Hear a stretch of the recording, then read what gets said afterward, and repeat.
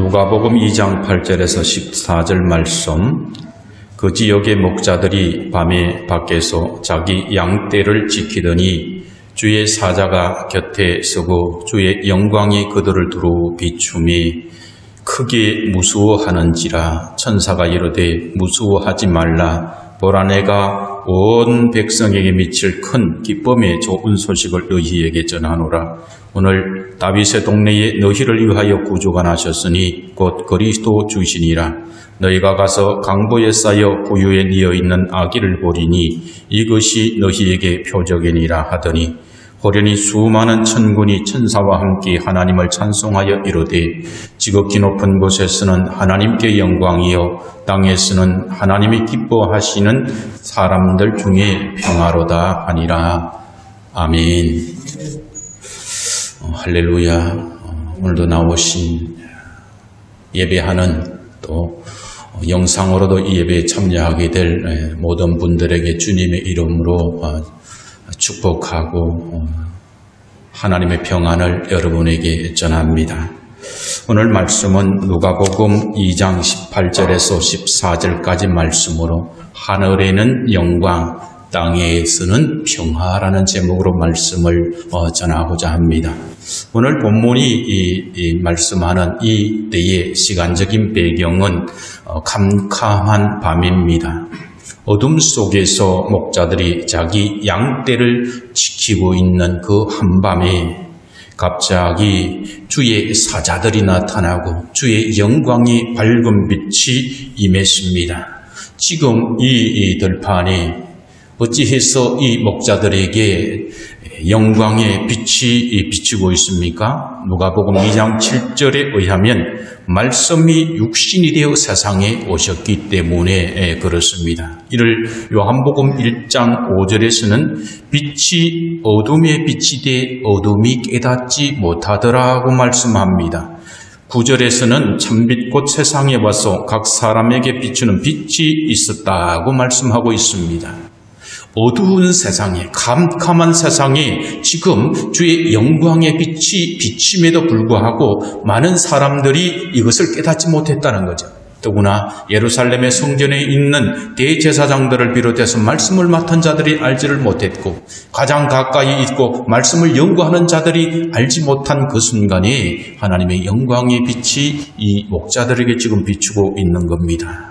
그래서 인류 역사의 관점에서 볼 때에 오늘 이 말씀의 분기점은 바로 BC와 AD의 분기점이 되는 거예요. 주전과 주후의 분기점의 역사가 지금 시작되고 있는 것입니다. 영적인 시간, 영적인 눈으로 볼 때는 어둠의 시대가 마감이 되고 새로운 시대가 시작된 겁니다.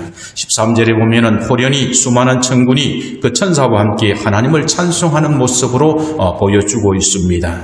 천군 천사들이 찬송하는 그 가사의 내용을 살펴보면 지극히 높은 곳에서는 하나님께 영광이요 땅에서는 하나님이 기뻐하신 사람들 중에 평화로다라고 그렇게 찬양하고 있습니다. 왜? 아기 예수의 탄생이 지극히 높으신 하나님께는 영광이 되고 땅에서는 이를 기뻐하는 이들에게 평화가 임하게 되는가? 이것이 바로 오늘 설교의 핵심의 내용이 되는 겁니다. 하나님 말씀이 선포될 때에 여러분의 영혼의 밭, 심령에 말씀이 뿌려질 때에 30배, 60배, 100배의 깨닫는 놀라운 역사가 있기를 주님의 이름으로 축원합니다. 자, 첫 번째로는 천군 천사는 이렇게 찬양하고 있습니다. 아기 예수의 탄생은 하나님께 영광이 된다라고 그렇게 찬송을 하고 있습니다. 오늘 봉독한 본문에서 양을 지키는 목자들에게 나타난 천사들이 오늘 다윗의 동네에 구주가 나셨으니 곧 그리스도 주시니라. 너희가 가서 강보에 쌓여 구유에 뉘어 있는 아기를 보리니 이것이 너희의 표적이니라고 말씀을 합니다. 그리고 수많은 천군과 천사들이 호련히 찬송하기를 지극히 높은 곳에서는 하나님께 영광이요 땅에서는 하나님이 기뻐하신 사람들 중에 평화로다. 여러분 한번 상상해 보기를 바랍니다. 캄캄하던 밤에 갑자기 주의 영광의 빛이 비치고 수많은 천군과 천사들, 하늘의 천군과 천사들의 숫자가 얼마나 많겠습니까? 그들이 하나님의 이 예수 그리스도의 오심을 마음껏 찬양하고 있는 그 장면을 여러분 상상을 한번 해보시면 좋겠습니다. 왜 아기 예수님의 탄생이 지극히 높으신 하나님께 영광이 될까요? 왜 그러냐 하면 구약의 시대에는 하나님의 형상대로 지음받은 아담과 하와가 마귀에게 속아서 거짓에 넘어가서 범죄함으로 인해서 에덴 동산에 쫓겨난 시대였기 때문에 그렇습니다. 여러분들 중에 여러분 자녀가 유괴 범에게 납치되어서 돌아오지 못하고 있다면 그 마음이 얼마나 아프고 또 힘들겠습니까? 바로 그러한 시대였다라고 생각하셔도 큰 문제는 없을 것입니다. 하나님은 그들을 에덴 동산에서 내보내셨어요. 왜 사랑하면서도 내보냈을까요? 제2의 몸으로, 제2의 마음으로는 거룩하신 하나님 앞에 쓸 수 없기 때문에 그렇습니다. 죄는 어둠을 상징하는 것인데 거룩한 빛이 되시는 하나님 앞에 죄의 어둠을 가지고서는 하나님 앞에 서는 그 순간 죽을 수밖에 없는 존재가 되기 때문에 그렇습니다. 그래서 하나님께서는 에덴 동산에서 이들을 내어 보내시면서 약속을 하시는데 그 첫 번째 약속이 창세기 3장 15절입니다. 여자의 후손을 보내서 너희들을 죽게 한 사망의 근세 아래 너희들을 놓이게 한 마귀를 뱀의 머리를 내가 멸하는 일을 하겠다라고 첫 번째 약속을 하고 있는 거죠. 여기서 여자의 후손은 바로 메시아로 오시는 예수 그리스도를 말씀하는 것이고 뱀은 사탄을 말씀하는 거예요.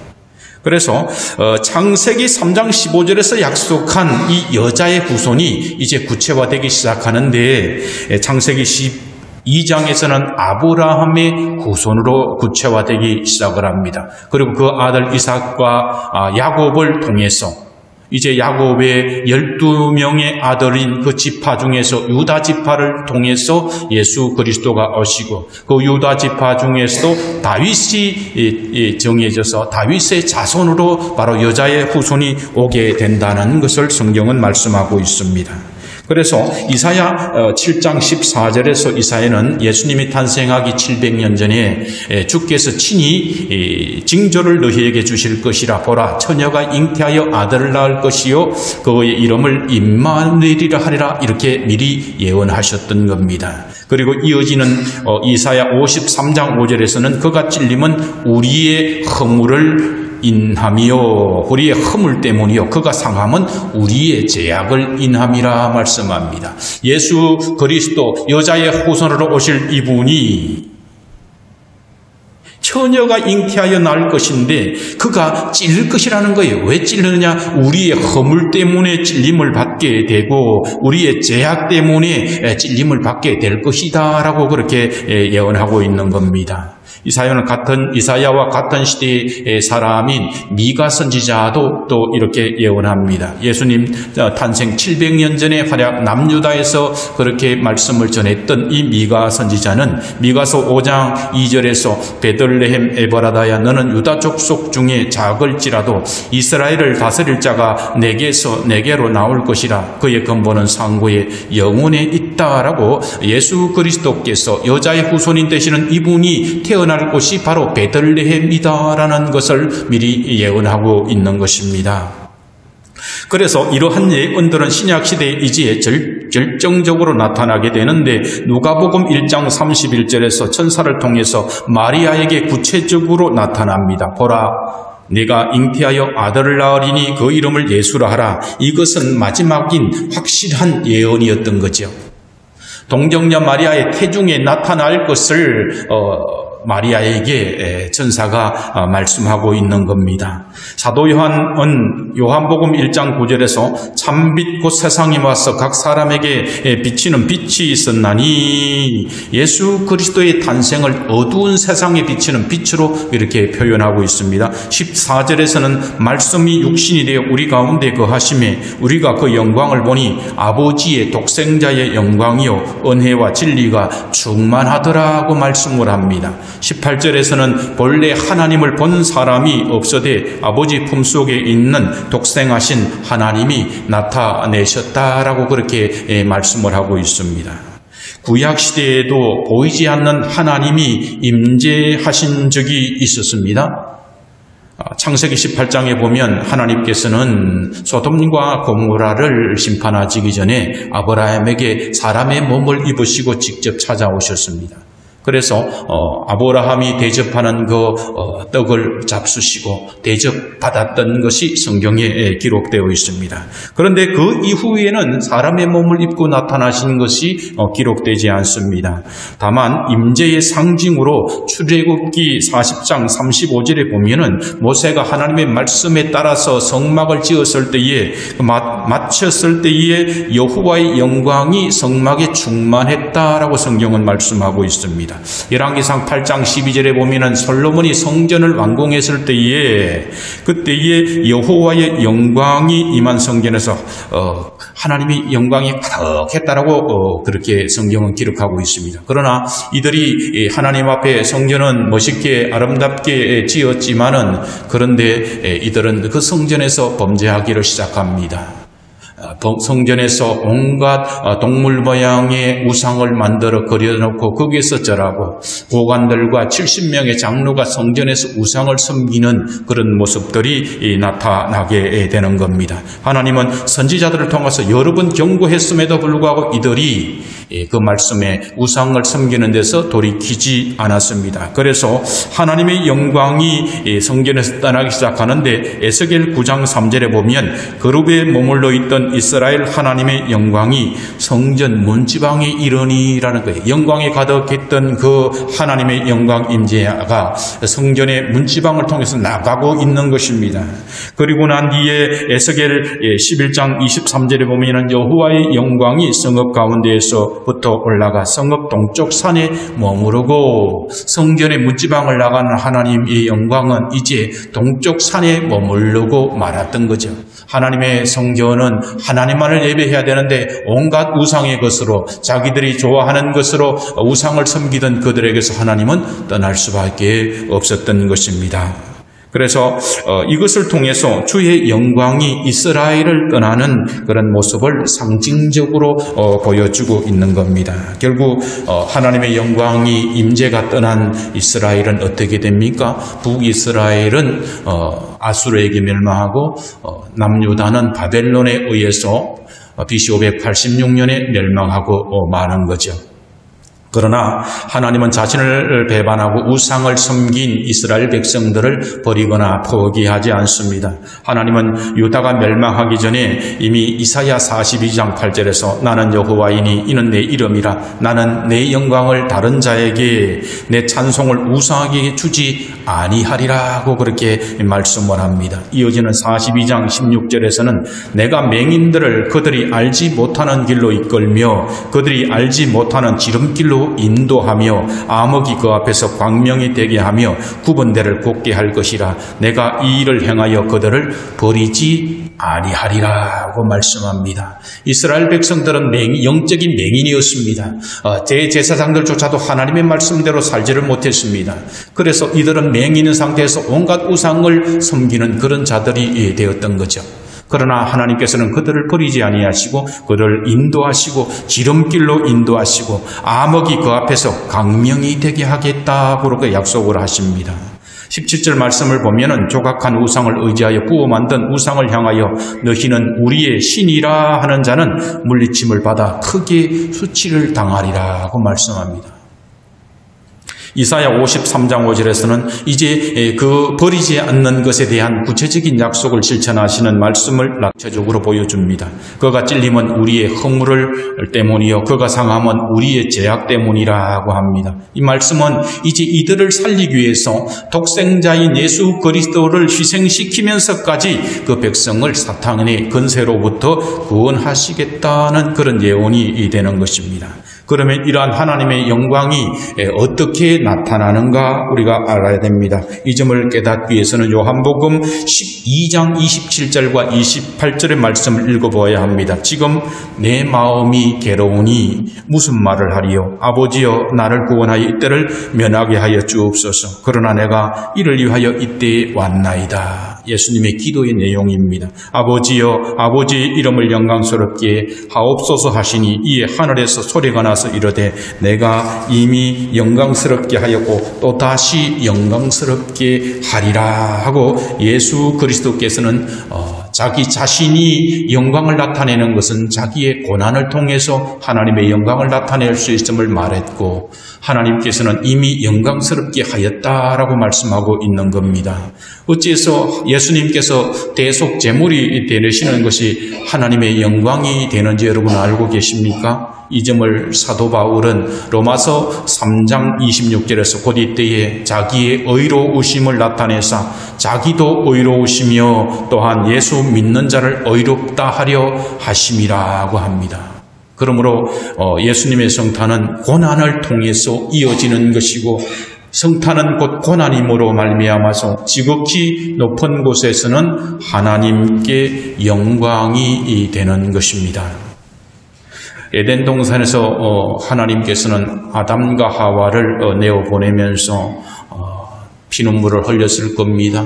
자기의 형상대로 지었고 또 에덴 동산을 대리 통치하는 자들로 세운 이들이 마귀의 그 거짓에 속아서 하나님 앞에 범죄함으로 어쩔 수 없이 이들을 내어보내는 것, 공의로서는 이들을 내어 쫓아야 되지만 사랑으로서는 그들을 내어 쫓을 수 없는 그 마음이 하나님께서는 있었던 겁니다. 그래서 구약의 시대에는 하나님께서 길이 참으시는 중에 전에 지은 죄를 간과하시는 시대였습니다. 이미 이들은 정령 죽으리라 반드시 죽으리라 하신 말씀대로 이미 죽어야 함에도 불구하고 하나님께서는 그들을 살리는 길을 열어놓으셨던 것이죠. 그래서 하나님께서는 이들을 벌하는 것에 있어서 그들의 죄를 간과하시면서 짐승의 피로 속죄의 제사를 드리도록 했습니다. 속죄의 제사를 드릴 때에 그것을 통해서 그들이 지은 죄를 묵과하시고 계시는 시대가 바로 구약의 시대입니다. 그래서 하나님께서는 성막의 지성소에서 1년에 한 번 제사장이 피를 뿌림으로 말미암아 하나님을 만날 수 있도록 그렇게 허락을 하셨습니다. 그런데 신약의 시대에는 예수님이 영원한 대제사장이 되어서 한 번에 영원한 속죄의 제사를 드렸습니다. 그러므로 말미암아서 예수님은 사망 권세를 이기고 부활의 첫 열매가 되신 것입니다. 그러므로 이로 인해서 잃어버린 하나님의 백성을 찾으셔서 영원히 함께 사는 하나님의 나라를 회복하시는 것을 가능케 하셨기 때문에 하나님께는 영광이 되는 것입니다. 두 번째로는 예수 그리스도의 탄생은 기뻐하는 사람들에게 평화가 되는 겁니다. 에덴 동산에서 사람은 하나님과 가족이었습니다. 그런데 그 가족의 관계가 아담이 범죄함으로 말미암아서 하나님과 원수의 관계가 되었던 거죠. 창세기 3장 8절에 보면 아담과 하와가 범죄함으로 인해 동산에 거니시는 여호와 하나님의 소리를 듣고 두려워 숨었다고 그렇게 말씀하고 있습니다. 범죄한 이 아담과 하와는 하나님 앞에 친숙하던 가족의 관계가 이제는 두려움과 떨림의 그런 관계가 되었습니다. 출애굽기 20장 10절에 보면은 이스라엘 백성들이 시내산 앞에서 하나님의 음성을 직접 들을 때에 그들은 죽음의 공포를 느꼈습니다. 그래서 그들은 백성들이 모세에게 이렇게 부탁을 합니다. 당신이 우리에게 말씀하소서 우리가 들으리이다. 하나님이 우리에게 말씀하시지 말게 하소서 우리가 죽을까 하나이다. 죽음의 공포가 얼마나 심한지 막 죽을 것 같아서 더 이상은 하나님이 직접 말씀하시지 말고 모세 당신이 대언해서 말씀해 달라고 그렇게 부탁하고 있는 것입니다. 사사시대의 기드온도 여호와의 사자를 만났습니다. 그러고 난 뒤에 그는 죽음의 공포를 느꼈던 거죠. 그래서 하나님께서는 기드온에게 너는 안심하라, 두려워하지 말라, 죽지 아니하리라고 그렇게 말씀합니다. 그러므로 구약의 시대는 사람에게 하나님은 죽음의 공포를 느낄 정도로 두려움의 대상이었던 겁니다. 당연히 두려울 수밖에 없는 겁니다. 죄를 지은 사람은 경찰 앞에만 서도 가슴이 움찔하는데 우리가 하나님 앞에 설 때에 얼마나 두려움과 공포를 느끼겠습니까? 그런데 아담과 하와가 범죄함으로 하나님과의 관계만 깨어진 것이 아니라 부부관계도 깨어지는 것을 우리는 알게 됩니다.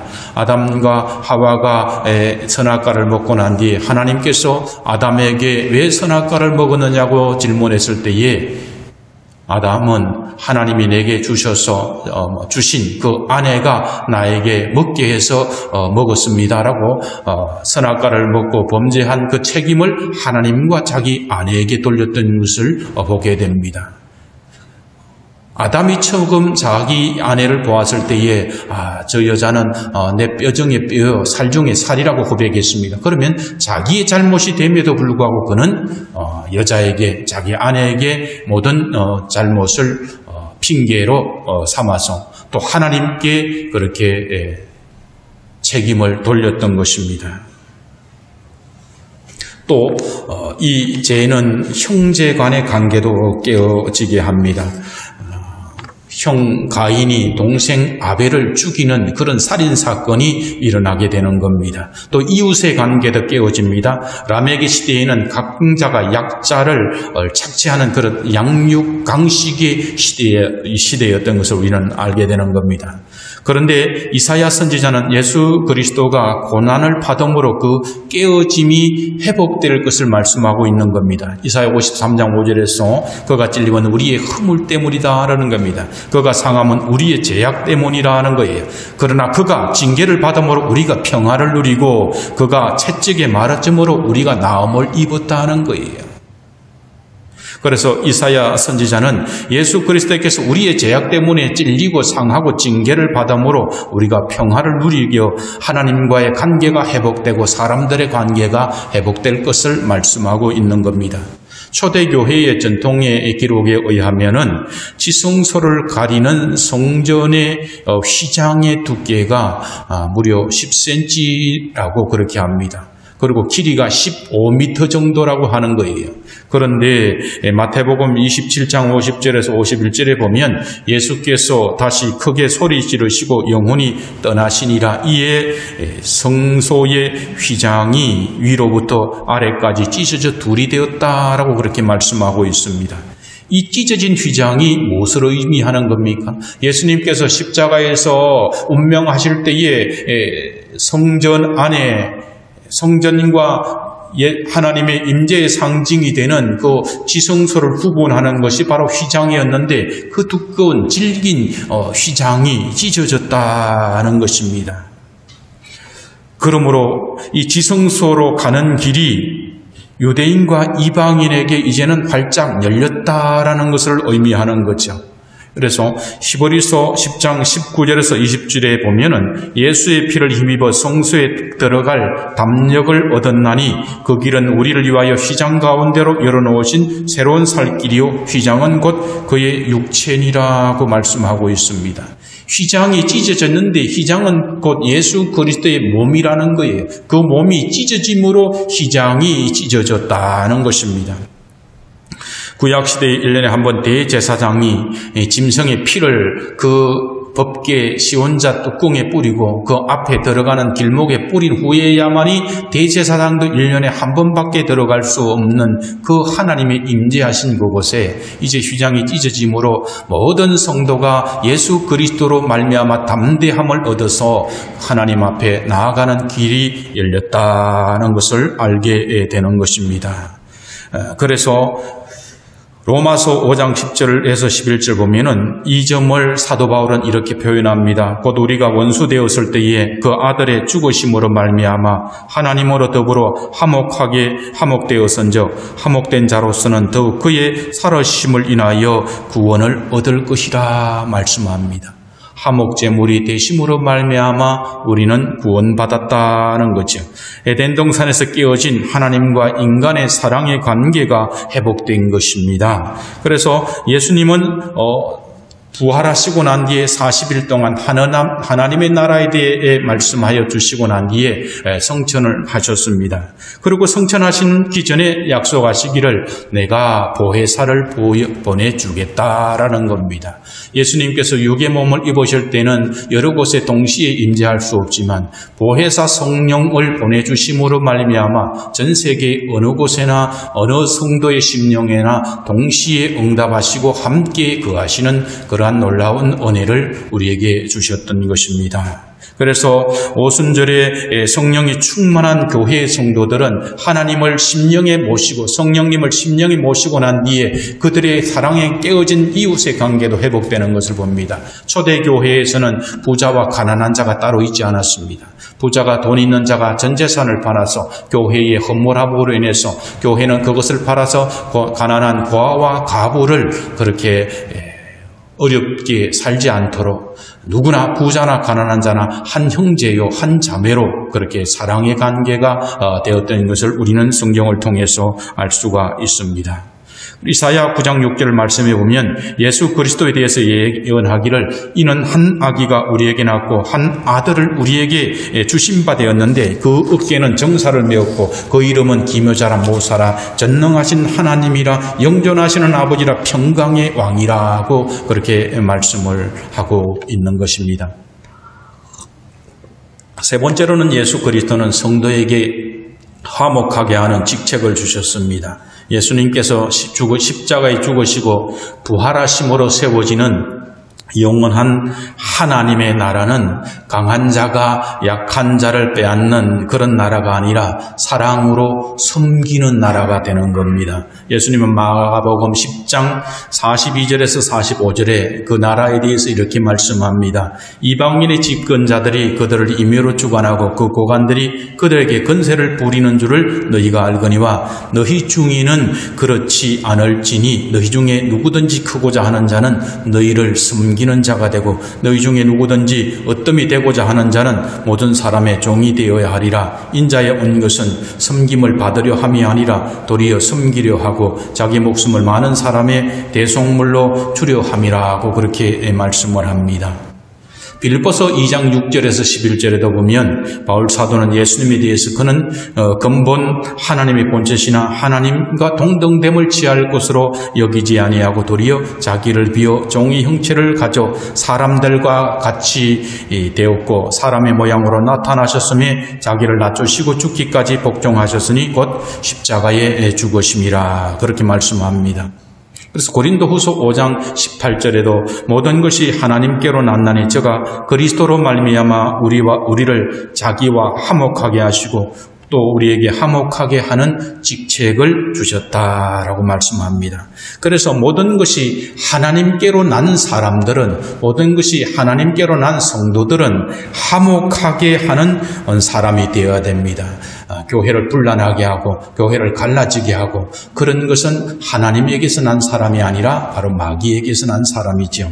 그래서 성경은 우리에게 화목하게 하는 직책을 주셨다라는 것을 여러분들이 마음에 명심하기를 바랍니다. 마태복음 5장 9절에도 화평하게 하는 자는 복이 있나니 그들이 하나님의 아들이라 일컬음을 받을 것이며 라고 합니다. 그래서 항상 성령이 머무는 그런 사람은 화평의 사람이고 그 사람이 있는 곳에는 항상 화목과 사랑의 관계가 회복되는 그런 역사가 있게 되는 겁니다. 이 말씀을 정리합니다. 사랑하는 성도 여러분, 이사야 선지자는 장차 오실 그리스도가 세상의 빛이 될 것을 이사야 60장 19절에서 예언하고 있습니다. 다시는 낮의 해가 내 빛이 되지 아니하며 달도 내게 빛을 비치지 않을 것이요 오직 여호와가 내게 영영한 빛이 되며 내 하나님이 내 영광이 될 것이라 하는 것입니다. 시편 119편 105절의 말씀에도 주의 말씀은 내 발의 등이요 내 길에 빛이 된다고 말씀하고 있습니다. 지금은 영적으로 매우 어두운 시대입니다. 칠흑같이 어두운 이 때에 우리가 따라야 할 분은 예수님밖에 없고 예수님의 말씀밖에 없습니다. 그러나 우리가 지금 알아야 될 것은 요한복음 1장 4, 5절의 말씀처럼 우리는 생명의 빛이 비치되 어두움이 깨닫지 못하는 시대를 살고 있다는 것입니다. 예수 그리스도가 자기 땅에 오매 자기 백성이 영접하지 아니하는 시대를 지금 우리는 살고 있다는 것입니다. 그러므로 우리는 빛과 어두움으로 나누어진 시대, 불신자와 신자가 나누어진 시대, 교회 내에서도 가라지와 알곡이 나누어지는 시대, 그런 시대를 지금 우리는 살아가고 있는 것입니다. 그러므로 요한복음 8장 12절에서 예수님은 이렇게 말씀합니다. 나는 세상의 빛이니 나를 따르는 자는 어둠에 다니지 아니하고 생명의 빛을 얻으리라고 그렇게 말씀을 하고 있습니다. 그러므로 지금은 어떤 시대냐? 평화와 정쟁이 공존하는 시대라는 거예요. 예수님께서 평화의 왕으로 오셨지만 이것을 완성시켜 가는 데 있어서는 치열한 영적인 싸움이 지금 전개되고 있는 시대가 지금의 시대다라는 것입니다. 평화의 왕국은 예수님께서 재림하실 때에 완성이 될 것입니다. 계시록 20장 7, 8절에 보면은 천년이 참해 사탄이 그 옥에서 매여 나와서 땅의 사방 곧 곡과 마곡을 미혹하고 모아 싸움을 붙이리니 그 수가 바다의 모래 같으리라 말하는 거예요. 사탄의 군대가 얼마나 많은지, 그들의 하수인이 얼마나 많은지 바다의 모래만큼 많다라고 성경은 말씀하고 있는 거죠. 그런데 그들이 지면에 널리 퍼져 성도들의 진과 사랑하는 성을 두른다고 말씀해요. 그 군대가 마귀의 군대가 얼마나 많은지 성도들의 진, 사랑하는 성을 포위하고 있다라고 그렇게 성경은 말씀하고 있는 거예요. 지금 우리가 살아가는 이 시대에는 바로 영적인 이 상황이 바로 오늘 계시록의 말씀과 같습니다. 성도들의 진과 사랑하는 교회를 온 세상의 권력들이 교회를 공격하는 자들에게 둘러싸여 있다는 거예요. 치열하게 포위당한 상태, 전쟁을 하고 있지만 육적인 눈으로 볼 때는 성도들이 마귀에게 포위당해서 아주 사면초가의 상황에 있는 것처럼 보인다는 거예요. 그럼에도 불구하고 오늘 9절 말씀을 보면은 하늘에서 불이 내려와 그들을 태워버린다라고 그렇게 말씀하고 있습니다. 하늘의 불병거, 하늘의 군대가 이들을 다 불태워버리는 그런 지옥으로 보내버리는 놀라운 하나님의 역사가 계시록에는 기록되어 있는 것입니다. 그러므로 여러분 담대하시기를 바랍니다. 계시록 12장 11절에 우리의 전쟁은 어떤 전쟁이냐 하면 우리 형제들이 어린 양의 피와 자기들의 정언하는 말씀으로서 그를 이겼으니 그들은 죽기까지 자기들의 생명을 아끼지 아니하였다라고 말씀합니다. 우리가 지금 영적인 전쟁을 하고 있는데 이 영적인 전쟁의 무기는 무엇이냐 하면 계시록 12장 11절의 말씀과 같이 어린 양의 피와 자기들의 정언하는 말씀으로 그를 이긴다는 거예요. 자기들이 정언하는 말씀은 뭡니까? 예수 그리스도께서 이 땅에 오셔서 십자가 복음을 지고 이미 죽으시고 부활하셨다는 이 무기 하나 가지고 싸워서 이긴다는 거예요. 그런데 어떻게 싸워서 이겨요? 죽기까지 자기의 생명을 아끼지 아니하였다는 거예요. 그렇게 해서 이기는 거예요. 이렇게 해서 두렵고 저렇게 해서 두렵고 떨고 도망치고 그런 두려운 가운데는 이길 수 없는 거예요. 두려워하는 자들은 마귀의 밥이 되는 거죠. 그러므로 성도들은 어린 양의 피와 자기들의 정언한 말씀으로 이미 이긴 전쟁을 하고 있다는 사실 앞에 이 말씀을 굳게 잡고 써야 됩니다. 우리가 사방을 둘러봐도 예배 드리는 이 순간에도 조차도 얼마나 우리가 사방에 애워싸움을 당하고 있습니까? 그러나 우리는 이미 이긴 전쟁을 하고 있다라는 사실, 하늘에서 불이 내려온다는 거예요. 성령의 불이 우리 심령에 내려올 때 두려움은 떠나가는 것입니다.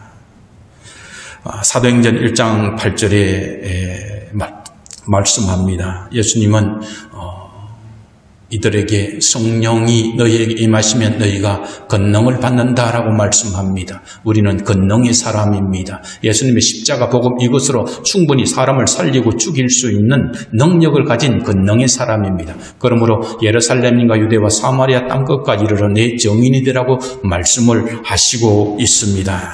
이 세상에 아직도 마귀의 종이 되어서 죽음의 두려움에 덜덜덜 떨고 있는 그러한 불신자들이 많이 있다는 사실이에요. 한국교회 현재의 모습을 보면은 그러한 두려움이 그렇게 약한 것이 아니다라는 것을 알게 됩니다. 우리는 지금 이 두려움 앞에 지금 쌓여 있는 것이고 두려움의 공격을 받고 있지만 그러나 우리는 이미 이긴 싸움, 예수 그리스도의 십자가 복음의 정인이 됨으로 말미암아서 우리 주님이 오신 이 기쁨의 날을 기념하면서 예배드리는 이 순간 여러분의 심령 가운데 두려움은 다 떠나가고 주님이 주시는 평화가 늘 심령에 가득하기를 주님의 이름으로 축원합니다. 기도하겠습니다. 하나님 아버지,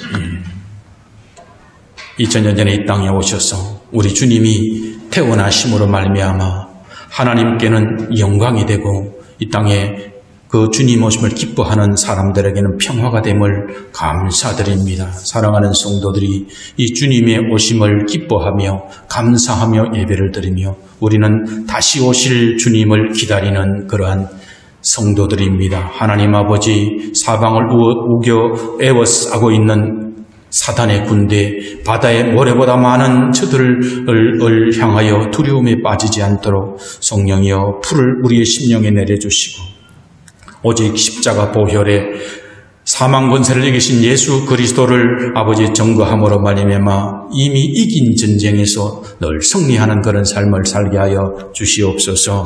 감사하며 주 예수 그리스도의 이름으로 축복하며 기도드리옵나이다. 아멘.